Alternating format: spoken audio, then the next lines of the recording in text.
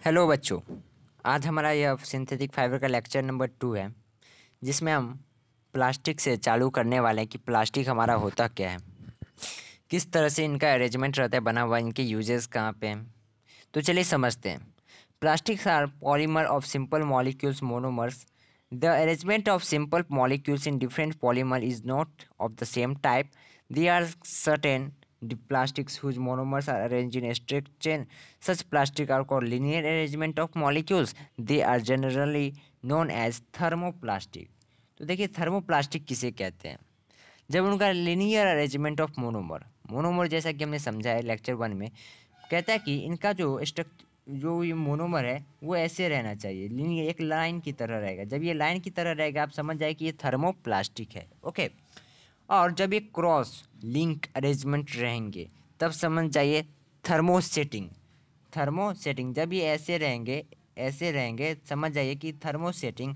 और जब ये सिंपल सा हमारे एक लाइन की तरह रहेंगे, स्ट्रेट लाइन की तरह, आप इसे समझ लो थर्मोप्लास्टिक और थर्मोसेटिंग प्लास्टिक।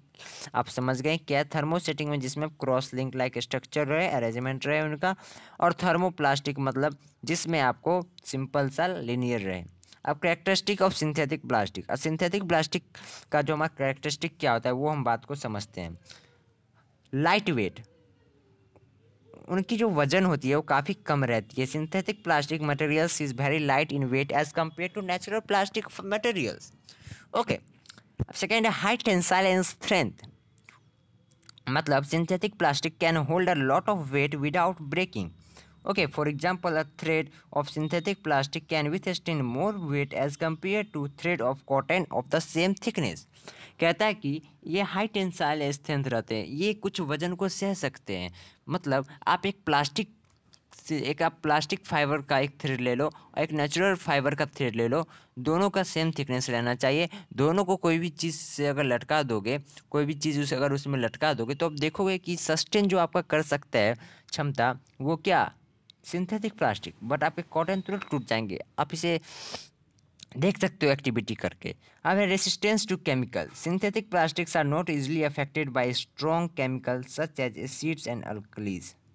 तो कहता है कि ये केमिकल को भी रेसिस्ट कर सकते हैं। मतलब आप जब उस पर कोई केमिकल डालोगे, कोई भी एसिड या बेस डालोगे उस प्लास्टिक पे, तो वो कुछ हद तक सस्टेन कर सकते हैं। बट यही आप नेचुरल प्लास्टिक पे डालोगे तो वो जलने का चांसेस है उन पे।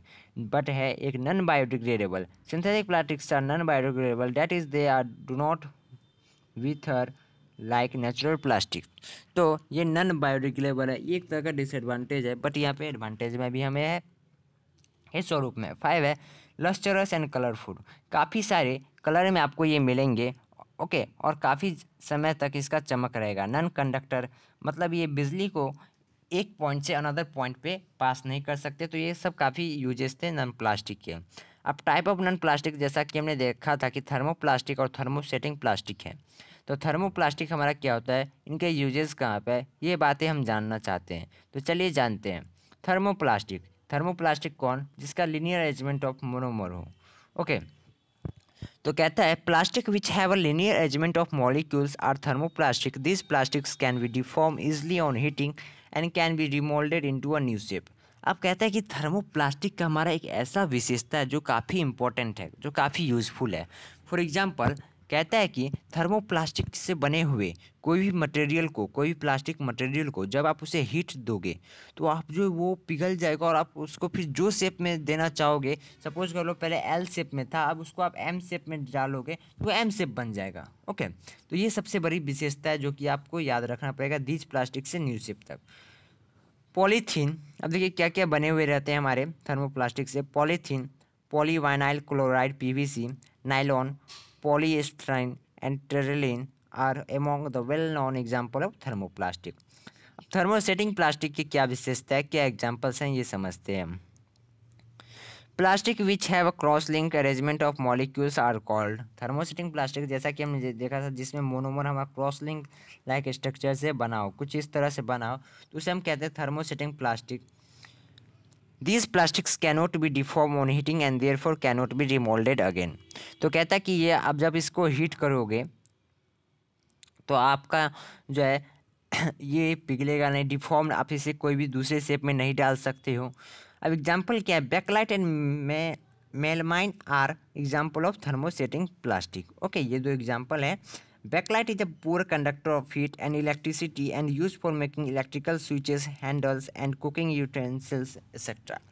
तो कहता है कि बैकलाइट जो है हमारा एक वो सब्सटेंस है जो कि poor conductor of heat and electricity दोनों है, तो जिसके कारण आप इसलिए इसमें इसकी यह विशेषता थी कि वो डिफॉर्म नहीं होगा, और ये विशेषता होने के कारण poor conductor of heat and electricity होने के कारण वो जो है हमारा क्या है, उनमें आगे एक विशेषता कि अब उसको हम कहाँ यूज़ कर सकते हैं, अपने इलेक्ट्रिकल एप्लायंस में, और काफ़ी ऐसे जगह जहाँ पे वो हमारे पुअर कंडक्टर के रूप में काम आए। ओके, कुकिंग यूटेंसिल में। तो melamine resist fire and can tolerate heat better than other plastic. Okay, fire को भी रेसिस्ट कर सकता है, ओके, कुछ हद तक, और बेटर हीट मतलब हीट को भी टॉलरेट कर सकता है। सपोज करो कि ये कोई हमारा मेटल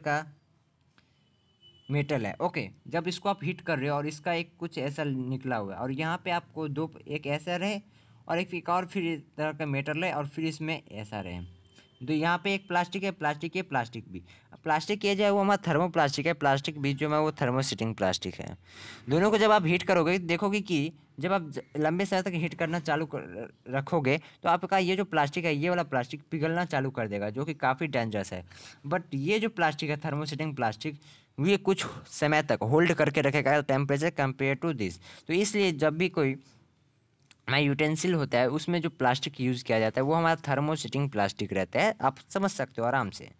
तो अब देखिए, it is use for making kitchenware and fabric which resist fire. Okay, अब प्लास्टिक एंड द एनवायरनमेंट, अब हम समझेंगे कि प्लास्टिक एंड द एनवायरनमेंट क्या है, प्लास्टिक का क्या रिलेशन है इस हमारे एनवायरनमेंट से। तो चलिए समझते हैं। When we go to the market for purchasing items of daily needs, we should but usually do not take a cotton or jute garbage with us। तो जैसा कि आप बाज़ार जाते होगे कोई भी सब्जी खरीदने के लिए या कुछ भी खरीदने के लिए, तो ऐसा कम ही लोग को देखते होगे कि कोई अपने घर से ही कॉटन या जूट का बैग लेते जा रहा है। The shopkeeper may then gives us the items in polythene garbage or carry bags. Okay, तो जब नहीं ले जाते तो हमारे शॉपकीपर्स हमें देते हैं पॉलीथीन में। Also most of the materials being sold are wrapped in polythenes. Okay, और वैसे भी काफ़ी सारे मटेरियल्स हमारे पॉलीथीन में रैप करके दिए जाते हैं। तो अब देखिए, synthetic polymers by and large have some characteristics, these are resist to heats and chemical like acids and alkalis. जैसा कि हमने देखा था कि ये रेसिस्ट कर सकते हैं कुछ केमिकल रिएक्शन को भी। These in their interness make them useful but has also created numerous environmental problem। Okay, काफ़ी इन्वायरमेंटल प्रॉब्लम हद तक हमारे ये देख सकते हो आप। जब अब इसे जलाओगे, ये नॉन बायोडिग्रेडेबल है जो कि काफ़ी डेंजरस है। जब इसे कोई काव खा लेता, जब भी कोई हमारे जानवर अंदर खा लेते, कोई पन्नी अंदर चला जाता है, वो काफ़ी हमारे उनके लिए एक मौत की वो बन जाता है। Okay, all these carry bags or wrappers ultimately find their way to the garbage can। The disposal of all such plastic garbage is a major problem for all over the world। ये पूरे आपके India में नहीं, ये पूरे world का एक problem है। It is because plastic doesn't get decompose by natural process such as actions of bacteria. और इसका क्या विशेषता है, डिसएडवांटेज, कि आप ये बायोडिग्रेडेबल नहीं है, ये नॉन बायोडिग्रेडेबल है, इस पर बैक्टीरिया एक्ट करने के बाद ये डिकम्पोज नहीं हो सकता है। ओके, और ये इधर उधर फेंका रहता है जिसके कारण काफ़ी प्रॉब्लम होता है। आपके नाले में चले जाते हैं, नाले जाम कर देते हैं, जिसके कारण बारिश होती है तो आप देखोगे कि पानी इधर उधर आपके घर के अगल बगल जमा रहता है। क्यों? क्योंकि नाला तो जाम है। क्यों? किसके वजह से? आपकी वजह से, क्योंकि आपने प्लास्टिक फेंका, वो नाले में गया। चलिए समझेंगे। Materials which can decompose through natural process such as actions of bacteria are called biodegradable material. जैसा कि आपने ये सभी बातें क्लास 7 या 6 में पढ़ी होंगी। Parts and skins of vegetables and fruits left our food stuffs, paper, cotton, woods etc. are example of biodegradable material। तो आपके जो सब्जी होते हैं, फल होते हैं, पेपर जिस पे आप लिखते हैं, ये सभी बायोडिग्रेडेबल मटेरियल के अंतर्गत आते हैं। जब आप इसे कुछ समय तक अगर मिट्टी के अंदर गाड़ के रखोगे तो आप देखोगे कि ये गायब हो जाते हैं। क्यों? क्योंकि इन पे बैक्टीरिया का एक्शन होता है जो इसको डिकम्पोज कर देता है, मिट्टी में मिला देता है। Materials that doesn't decompose, do not decompose through natural process and take a very long time to degrade are called non-biodegradable। Plastic bags, plastic buckets etc. are the example of non-biodegradable material। Okay, अब damage cause by plastic waste. क्या क्या damage होते हैं, चलिए समझते हैं। Plastic carry bags and other articles clogs the cities drainage systems thereby causing a lot of inconvenience. तो जैसा कि मैंने आपको बताया, नाले को जाम कर देते हैं, काफ़ी सारे प्रॉब्लम्स होते हैं, काफ़ी सारे इससे डिजीज भी फैल सकते हैं। अब है स्ट्रीज cows and other animals in the process of eating the food wastes. Many also swallow materials like polythene bags and wraps. They can choke the digestive tract of animals and cause their death. कहता है कि कुछ जो हमारे animals होते हैं जो कि वेस्ट मटेरियल्स, मतलब क्या, जहाँ पे हम वेस्ट फेंकते हैं वहाँ पे उनसे ये खाना खाते हैं। जैसे कोई भी बचा हुआ हमारा खाना, चावल दाल ये सब हम फेंक देते हैं अपने डस्टबिन में, तो वहाँ पे जाकर खाते हैं। तो उसके साथ कोई कोई है हमारे जो कि पॉलीथीन भी फेंक देते हैं। तो पॉलीथीन फेंकने के कारण वो तो बेचारा खा रहा है, वो देख रहा है कि पॉलीथीन है, वो अब वो पॉलीथीन अंदर जाने के कारण क्या करेगा, उसकी digestive, they can choke the digestive tract of the animals and cause death. अब उसके डाइजेस्टिव सिस्टम पे ये बहुत बड़ा इफेक्ट डाल देगा। आपकी कोई हमारे डाइजेस्टिव सिस्टम में जो HCl एसिड होता है वो तो अब ये क्या, जैसा कि आप जानते हैं कि ये हमारे पेट में HCl एसिड होता है जो कि फूड को डाइजेस्ट करने में मदद करता है। बट जैसा कि हमने सिंथेटिक फाइबर का एक विशेषता पढ़ा था कि ये केमिकल से रेसिस्ट है, एसिड और बेसिस से, जिसके कारण ये केमिकल को रेसिस्ट कर सकता है। और पॉलीथीन जो है हमारा वो केमिकल को रेसिस्ट कर सकता है, और ये हमारा HCl जो पेट में इस पे एक्ट करेगा, ये इसको डाइजेस्ट नहीं कर सकता, और इसके कारण अल्टीमेटली डेथ भी हो सकता है हमारे जानवर के, जो स्ट्रीट्स एनिमल्स हमारे होते हैं। तो समझ सकते हो कि कितनी बड़ी प्रॉब्लम है। Plastics take several years to decompose, काफ़ी लंबे समय तक, काफ़ी साल ले लेते हैं ये डिकम्पोज होने के लिए। They are not environmental friendly and cause environmental pollutions. Okay, plastic if burn produce harmful gases which pollute the air. जब हम प्लास्टिक को बर्न करते हैं तो काफ़ी हार्मफुल गैसेस प्रोड्यूस करते हैं। Measure to control the damage cause by plastic waste. अब किस तरह से हम कंट्रोल कर सकते हैं ये सभी बातों को, चलिए समझते हैं। First, we should not throw plastic wrappers carelessly on road. सबसे पहले तो मैं बता देता हूँ, कहीं पे भी रोड पे केयरलेसली आप कुरकुरे खाते हो मत फेंका करो, वो किसी के लिए मौत बन सकता है, और मौत की वजह आप होंगे। They then generally get carried into the city sewage system resulting in the calling of drainage. ये तो डेथ हो ही सकता है कोई भी स्ट्रीट एनिमल्स का, जो इन्हें खा सकते हैं, जो इन्हें निगल जाएंगे, बट ये आपकी सिटी के ड्राइनेज सिस्टम को भी अफेक्ट डालेगा। सेकेंड है, biodegradable and non biodegradable waste should be collected separately and disposal of separately. तो जैसा कि हमने ब्लू ग्रीन डस्टबिन देखा था जिसमें अलग अलग हमारे वेस्ट मटेरियल डाले जाते हैं, तो इसी तरह जो हमारे नॉन बायोडिग्रेडेबल को आप अलग अलग रखो, दोनों को अलग अलग सेपरेट करने के लिए आएंगे आपके सिटी के म्यूनसिपाल्टी। ओके, थर्ड है, we should make use of bags made of cotton or Jutes.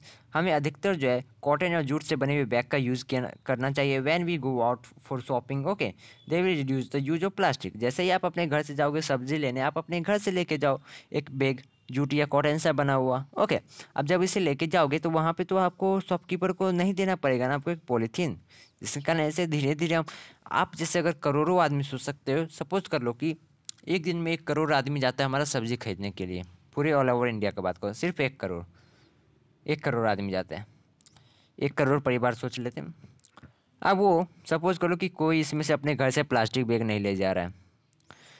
अब जब वो शॉपकीपर के पास जाएंगे, सपोज कर लो कि सब दो दो प्रकार की सब्जी खरीदेंगे, आलू और टमाटर, 2 पॉलीथीन उनको चाहिए।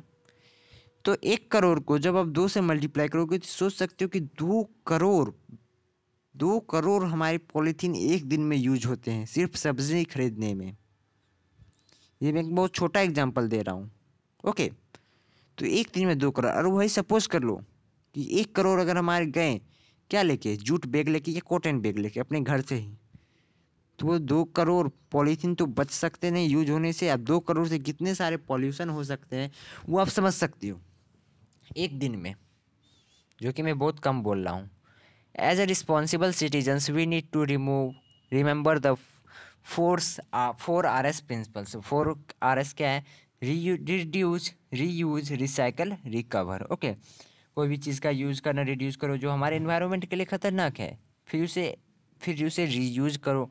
कोई भी ऐसे मटेरियल्स होते हैं, जैसे आप कॉटन जूट के बैग लेके जाओगे, उसे कल भी सब्जी खरीदे, परसों भी खरीद सकते हो। रिसाइकल अगर हम अपना लेंगे, ओके, जिस तरह से हम देखे थे कि पेपर को अगर हम यूज़ कर दे, पेपर को अगर रिसाइकल कर दे तो हमारे लाखों पेड़ कटने से बचेंगे। ओके।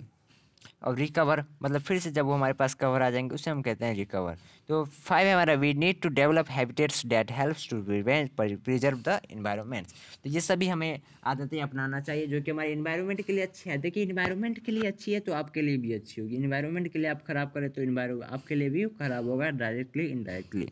इसी के साथ हमारे चैप्टर ख़त्म होता है। काफ़ी हमारा मज़ेदार चैप्टर था, बट क्वेश्चन इनमें काफ़ी ज़्यादा पूछे जाते हैं 1 वर्ड में खास करके।